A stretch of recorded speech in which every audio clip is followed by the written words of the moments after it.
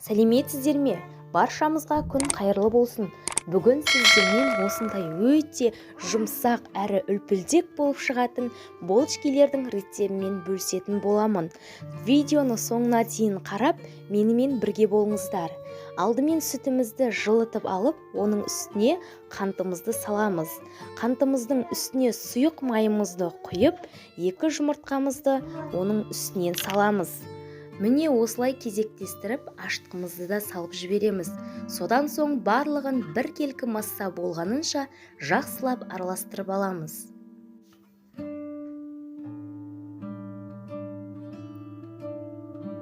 Міне осылай барлығы бір келкі болғанынша үздіксіз араластырып, үстіне ұнымызды саламыз. Ұнымыздың үстіне 1 шайнақ ложка тұз салып жіберіп, қасықпен осындай масса болғанынша араластырып аламыз.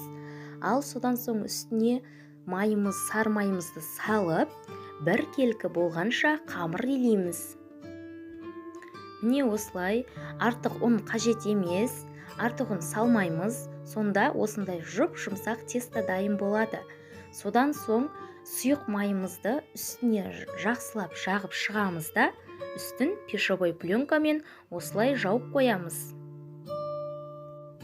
Осылай пищевой пленкамыз жақсылап жауылып болған соң 1 сағатта жылы жерге қалдырамыз.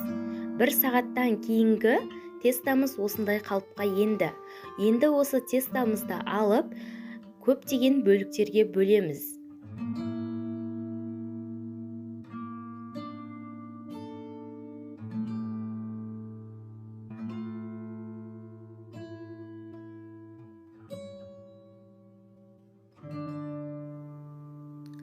Яғни мен алдымен қамырды 2 бөлікке бөліп, содан соң әр бөлікті 10 бөлікке бөліп шықтым.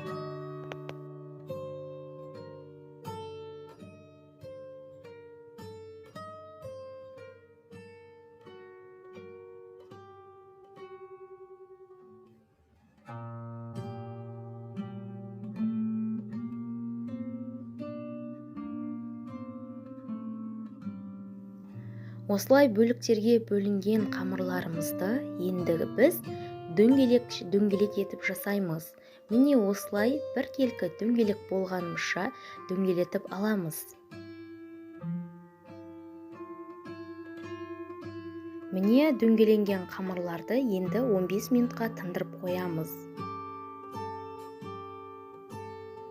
Бізде 15 минут өтті, қамырларымыз осындай қалыпқа енді.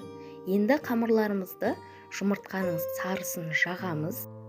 Жұмыртқаны жағып болған соң осылай кішкене безендіреміз. Безендіру ол өздеріңіздің қалауларыңыз. Енді біз 180 градуста 20-25 минут пісіріп аламыз. Міне біздің булочкилеріміз пісіп шықты толықтай. Видео ұнаса, маған тіркелуді ұмытпаңыздар. Менің видеома лайк басып, қолдау көрсетіп отырыңыздар. Соңына дейін тамашалағандарыңыз үшін сіздерге үлкен рахмет.